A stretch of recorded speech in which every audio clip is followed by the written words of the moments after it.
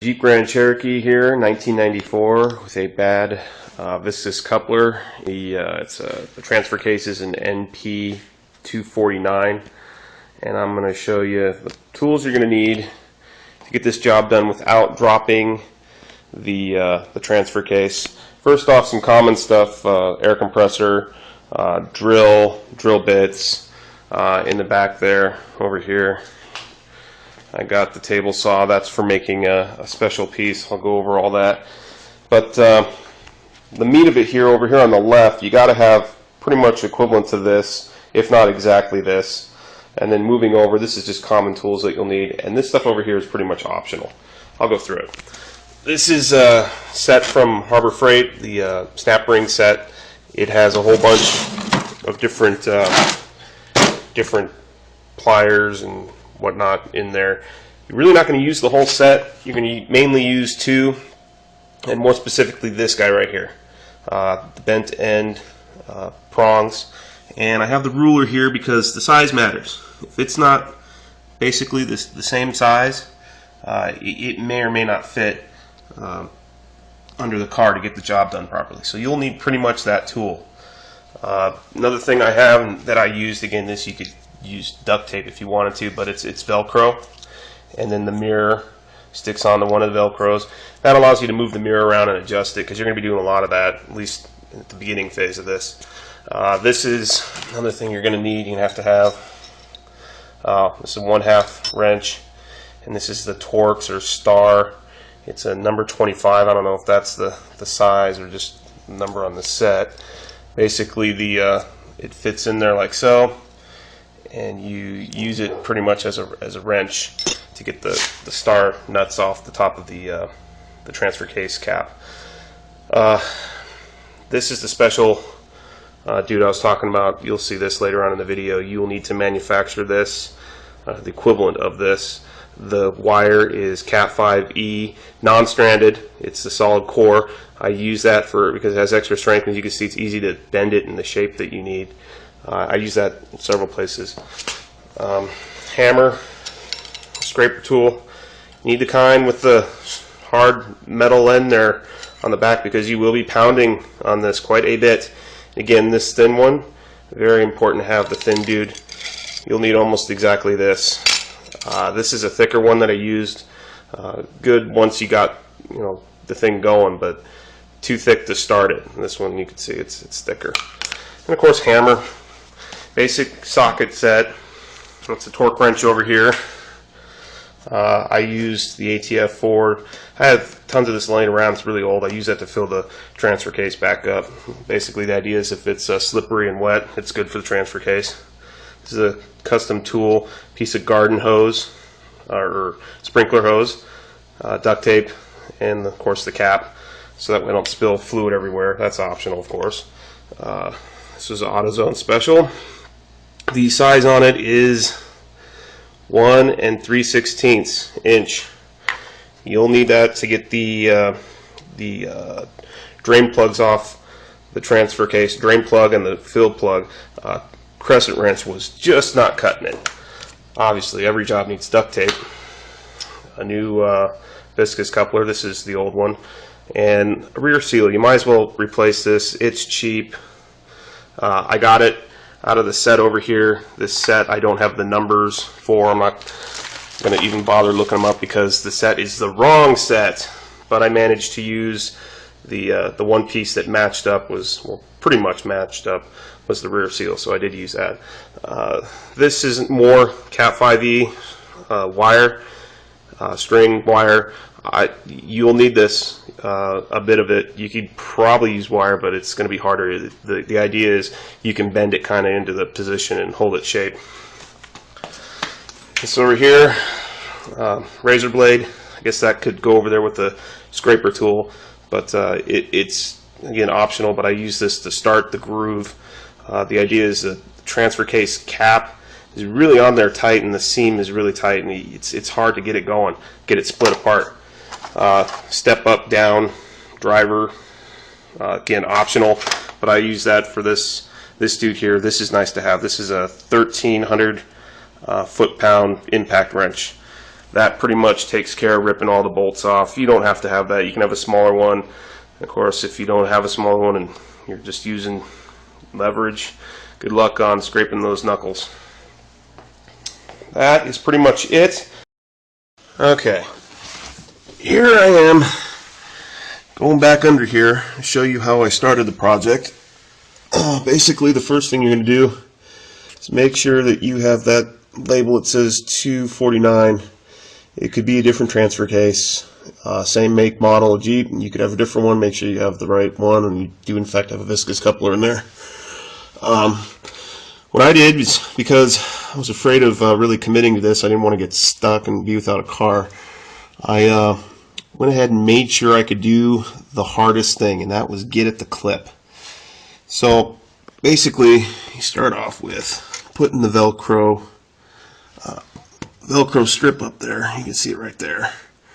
Put it right there on that ridge, stuck it on there, and of course move the mirror around as needed to see the Torx, the little star bolts up top. Again, I apologize, but I'm all alone here. I don't have an assistant, and it's a camera phone. That's what I'm using to videotape this. Up here where I'm reaching is where where I'm tapping with my finger here. It's not a very good view, but that's the cover you're going to take off. Basically, you take that cover off, and with the pliers you get up there and see if you can actually squeeze open the locking spring C-clamp thingy. If you can, get your pliers up there and squeeze it open. Again, you don't need to squeeze hard. If you can get it, open half an inch, you're good. That's all you need. It's very easy to do. You could literally do it with 2 fingers. If you can do that, you're in good shape. You could do this job. So after that, of course, you got to drop the drive shaft. I'd never done it before, but I would say it's easier than taking off a tire. It's literally 4 bolts. Pull back, thing falls down, and then pull it off. It's a piece of cake. All right. Okay, in this picture here, you can see the yellow from number 1 has 2 arrows. One going to the mirror where you can see the top of the Torx screw, and of course to the right where you just see the edge of the Torx screw.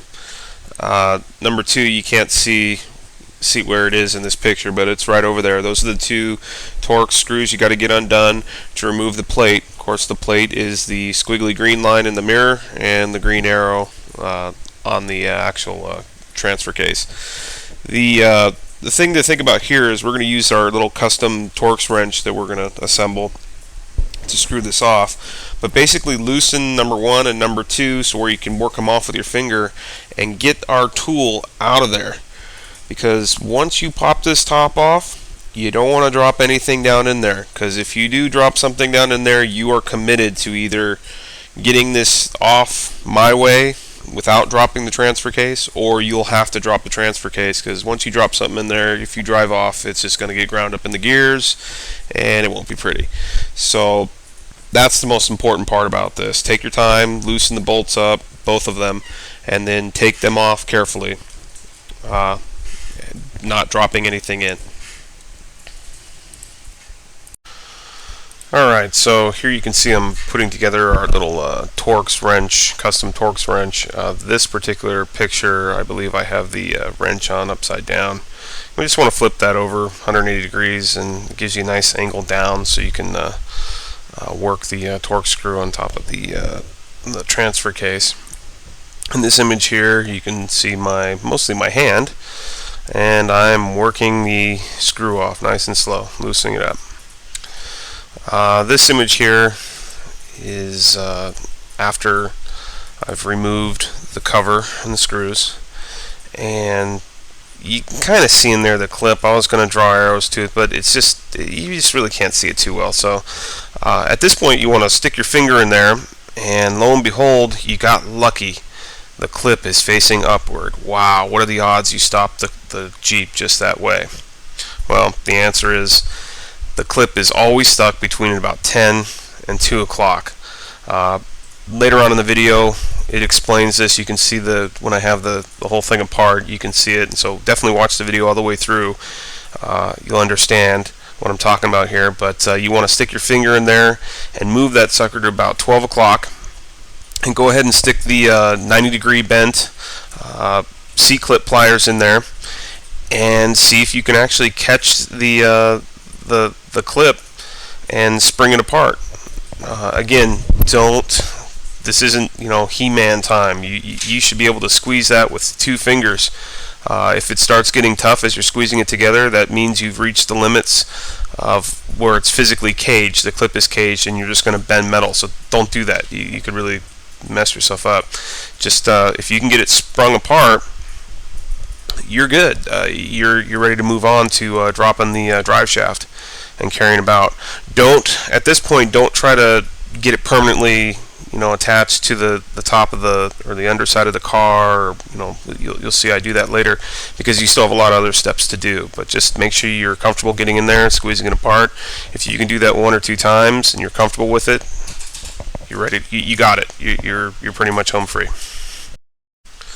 Alright, I was going to make a video of this. I actually had one, but it's pretty simple, straightforward, and there's tons of other videos on the net to handle all the different things that can go wrong here. So this picture shows the yellow. You got to take off 1, 2. Those are the bolts holding the clamp, which is the green squiggly line. And then, of course, 3, 4, and the little dotted green line kind of represents the clamp on the other side that you can't see in the image. You take the clamps off, set them down on the ground, and the shaft should hold itself in place.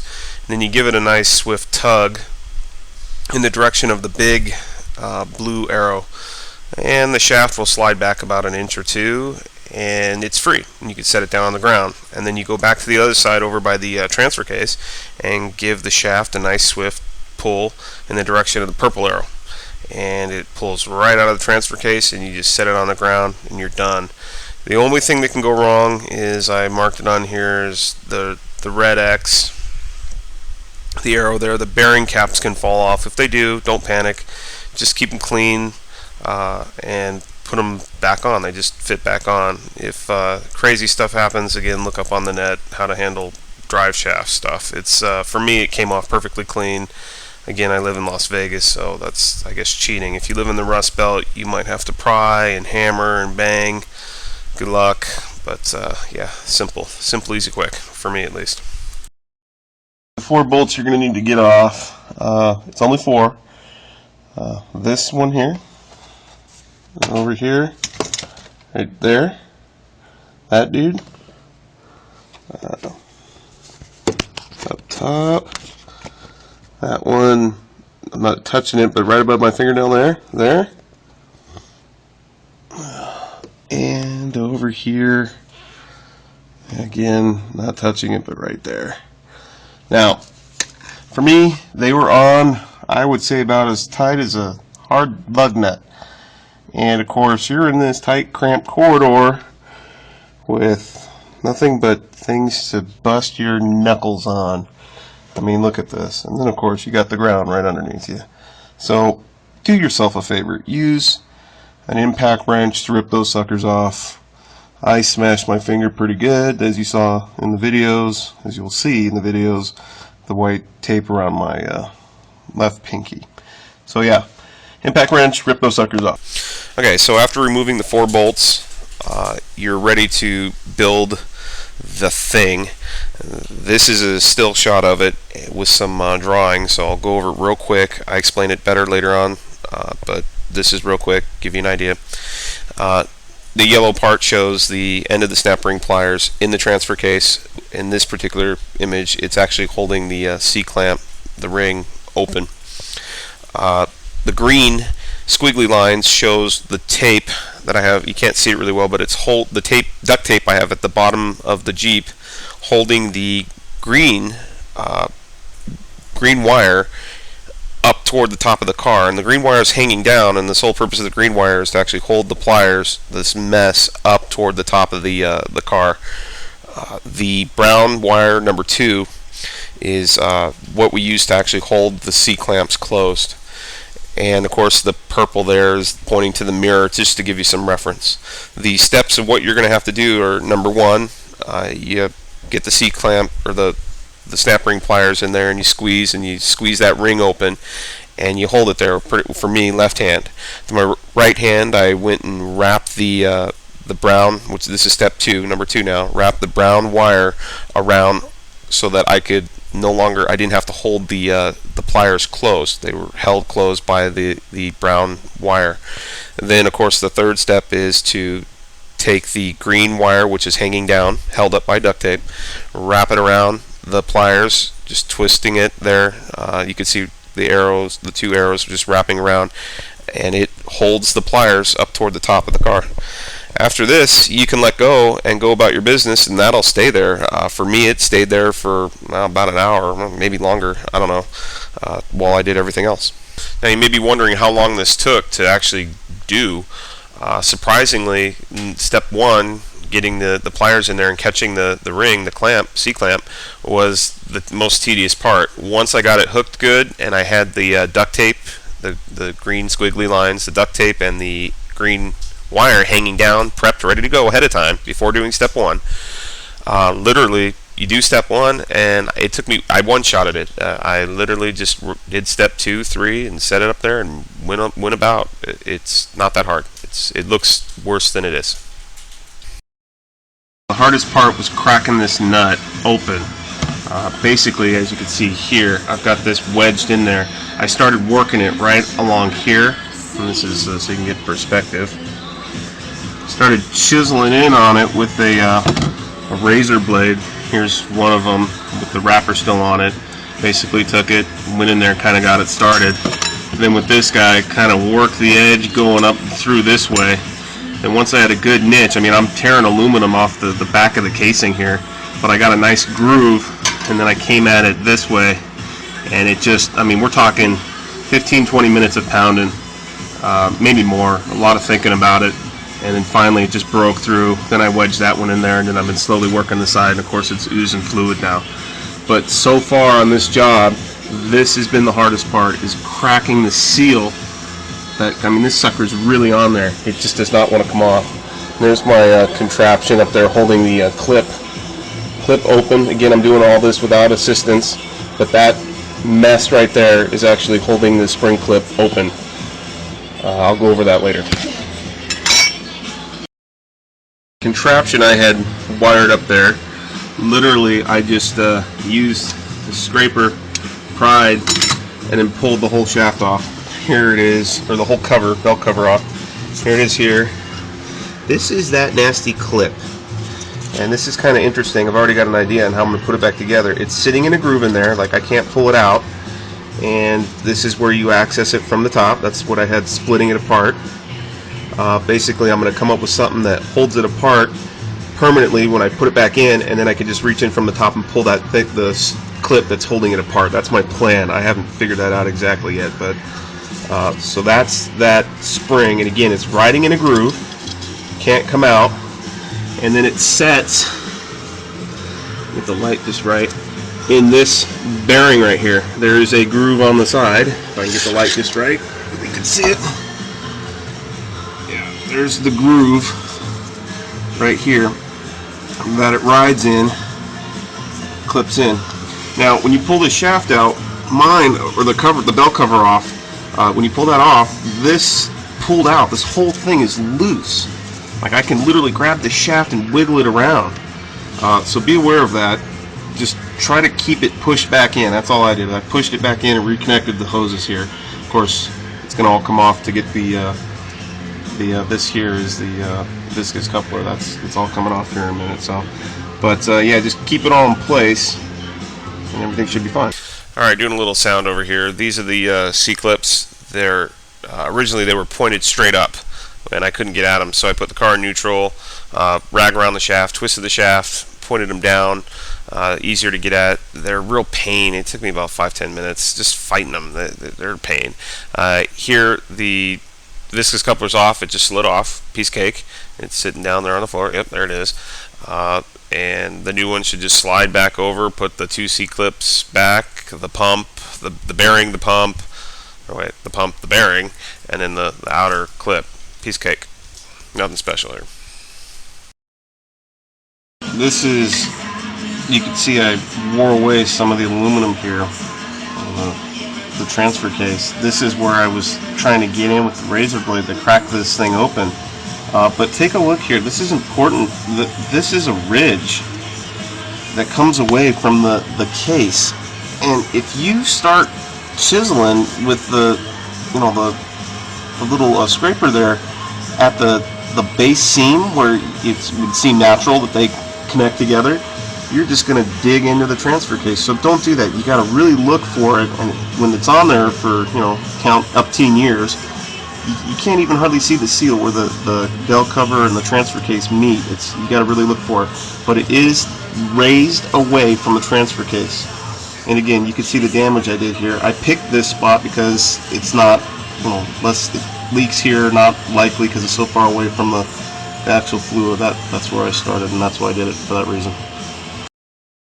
Explain how I got the clip out with the case actually off. It's much easier to explain than being cramped under the car.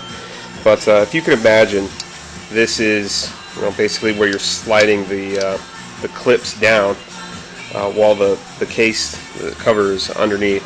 Now what I did is I prepped the tool with a nice long piece of wire, very long actually, and I also prepped the bottom where this would imagine the floor of the car. On the bottom of that, I took a piece of duct tape and literally put the duct tape, use some imagination here, over and pasted that up underneath the bottom of the car. So I had a little piece of string hanging down, or wire hanging down, to hold the clamps in place once I got them.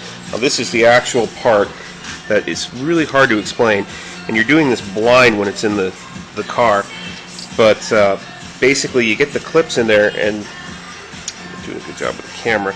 You set them in there, and when they're closed, you angle them up like that. Okay, now eventually the back here will hit the top of the bottom of the car, so you don't have much room to work with. But you put them in there, and you can see, of course, when you have the mirror, you can kind of see the prongs of the clip and the end of the pliers, and then you catch it and squeeze it open. Now, you can't even see in there because the light is so bad, but it's hard to do it in this example because once the casing here and the clip are out of the car, it's actually closed far more than when it's around the bearing. Again, you can see the clip there. They're really close together because there's, of course, no bearing in there holding it halfway open. But this can literally be done, and what I did, put this in there, squeeze them closed, they opened up, and you can feel it. With one hand, I had no assistance. I held it, and then the other hand, of course, I'm holding the camera now, I can't do it. I wrap the wire around. Let go, and it stays closed. Of course, you still got to hold this up, so like so, kind of angled like so on the bottom of the car. And of course, where the top of my hand is flush here, I had the other piece of string sitting there with the tape, and I just wrapped that ugly around the pliers. And of course, the picture that I have there, you'll see it. It looks horrible, but it held it there for, I don't know, 30-40 minutes while I screwed around with cracking the seal on the casing, and it just slid right off, no problems. Okay, so this is the tool that you're going to have to craft. I made mine out of wood. You can make yours out of whatever you like. The height here I'm showing you, not so much critical, but if you make it too tall, you won't be able to pull it out, which would be bad, which means you got to start over. So don't make it much taller than this, or just go with this. You'll have to drill the 2 holes, obviously, to get the wire, the pull-out wire in there, and make sure it's in there nice and strong. You don't want your tool falling apart or breaking on you when you yank the wire out. That, of course, would be bad too. The next image here, of course, shows the width.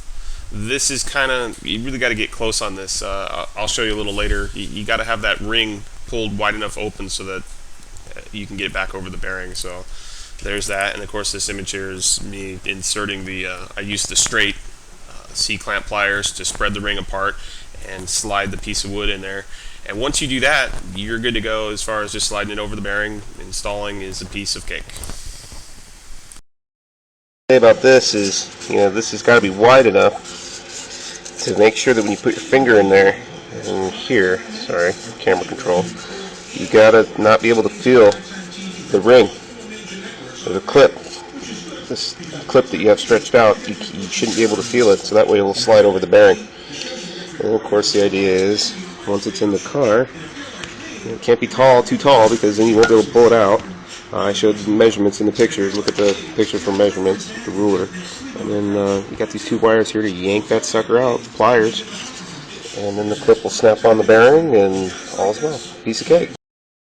The wood trick worked beautifully. You can't see it in the mirror. This camera just sucks, but the ring is set in there perfectly. The method I used was just RTV, put the bolts in, and I tightened down, you know, not like torque down, but they were fully in there, the tops all the way around. I mean, I squeezed the RTV out. I didn't completely torque down the bolts, but then I just went up there and pulled that piece of wood out via the string, you know, the wire, and man, it was so easy. You didn't have to worry about the clip at all. It was a piece of cake. I also changed the seal here in the end. It doesn't look the same as the other one, but the guy swears it'll fit. We'll see how that goes. If this leaks, I'll be pissed. But so there it is, all back together. Well, virtually. I guess here, the final touch. Yep, here it is. You're watching it. There you go. Okay, so put the cover back on, shaft back on, fill it with fluid, and we're done, man.